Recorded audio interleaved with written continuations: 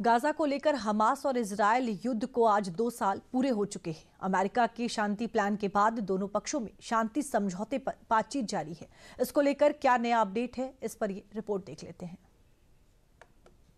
एक था गाजा पट्टी शहर, है आज भी, पर था इसलिए क्योंकि शहर की जगह अब खंडहर है, स्कूलों की जगह टेंट है, अस्पतालों में खामोशी है, बच्चों के पास किताब नहीं है, मरीजों के पास डॉक्टर नहीं है, पेट भर खाने को खाना नहीं है, पानी पीने की शिफ्ट लगती है, समय तय है कि बच्चों को कब पानी दिया जाएगा।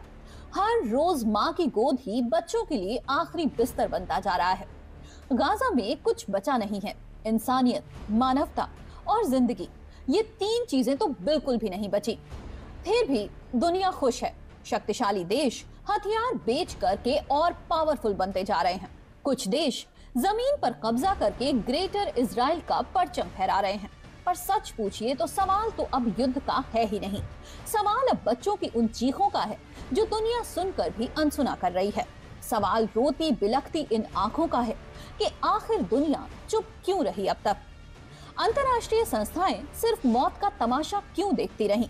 इजराइल और हमास के बीच आज युद्ध के 2 साल पूरे हो गए हैं। 2 साल पहले ही हमास आतंकवादी संगठन ने दक्षिणी इजराइल में धावा बोल दिया था। एक साथ रात में ताबड़तोड़ तरीके से पूरे इजराइल को निशाना बनाया गया था और 1200 से ज्यादा लोगों की हत्या कर दी गई थी। इसके बाद भी इजराइल ने हमास को समाप्त करने की योजना बनाई और तब से लगातार इजराइल और हमास के बीच वॉर ही चल रहा है। लेकिन अब ट्रंप ने शांति का प्लान तैयार किया है, जिस पर बातचीत जारी है। इजराइल और हमास के बीच सहमति बनी तो गाजा में युद्ध तुरंत खत्म होगा। सहमति से इजराइल अपनी सेनाओं को धीरे धीरे गाजा से निकाल लेगा। हमास 72 घंटे में भी सभी इजरायली बंधकों को रिहा करेगा, जिनमें जिंदा और मृत दोनों होंगे। युद्ध खत्म होने पर इजराइल गाजा के उम्र कैद की सजा काट रहे 250 लोगों और अन्य 1700 कैदियों को छोड़ेगा। हर मृत इजरायली कैदी के बदले 15 मृत फिलिस्तीनी कैदियों के शव लौटाए जाएंगे। गाजा से हमास के सारे ठिकाने और हथियार हटाए जाएंगे। हमास और अन्य लड़ाके गाजा की सरकार में हिस्सा नहीं लेंगे। गाजा के लिए एक अस्थायी तकनीकी समिति बनाई जाएगी, जिसमें योग्य लोग होंगे। दुनिया भर के देश भी चाहते हैं कि गाजा पट्टी में युद्ध विराम लगना चाहिए और दुनिया भर की इस चाहत को अमेरिका ने अपने 20 मास्टर प्लान से पूरा कर दिया है। लेकिन इस प्लान में खास बात यह है कि इसमें एक बोर्ड भी बनाया जाएगा, जिसकी अध्यक्षता खुद ट्रंप करेंगे। इस बोर्ड की अध्यक्षता अमेरिकी राष्ट्रपति ट्रंप करेंगे। इसमें टोनी ब्लेयर और अन्य देशों के नेता शामिल होंगे। बोर्ड गाजा के विकास और सुधार की योजना बनाएगा और उसका खर्च उठाएगा। गाजा को तुरंत पर्याप्त मदद दी जाएगी। गाजा में खास व्यापारिक क्षेत्र बनाए जाएंगे, जिससे रोजगार बढ़ेगा। किसी को गाजा छोड़ने के लिए मजबूर नहीं किया जाएगा। जो चाहे जा सकता है और लौट सकता है।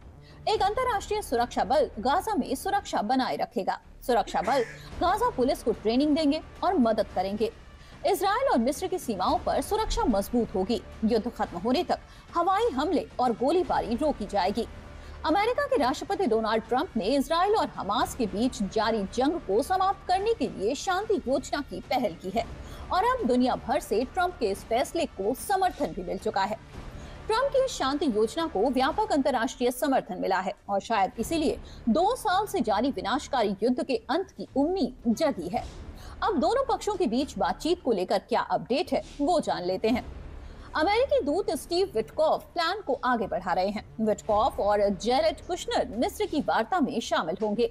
हमास की तरफ से बातचीत खलील अल हया करेंगे। बेंजामिन नेतन्याहू की तरफ से रॉन डर्मर करेंगे। गाजा युद्ध को खत्म करने के लिए इजराइल और हमास के बीच मिस्र में शांति वार्ता चल रही है, जिसके तहत ट्रंप के 20 सूत्रीय प्लान और फिलिस्तीनी कैदियों की रिहाई और सीमित इजरायली वापसी का प्रस्ताव सबसे अहम है।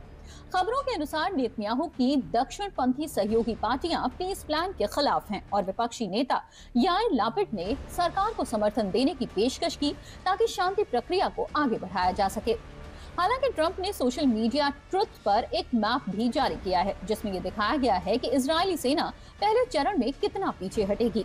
पर क्या ये समझौता 3000 साल पुराने संकट को खत्म कर पाएगा? अगर ऐसा होता है तो वाकई गाजा में एक बार फिर जिंदगी खुशहाल होगी।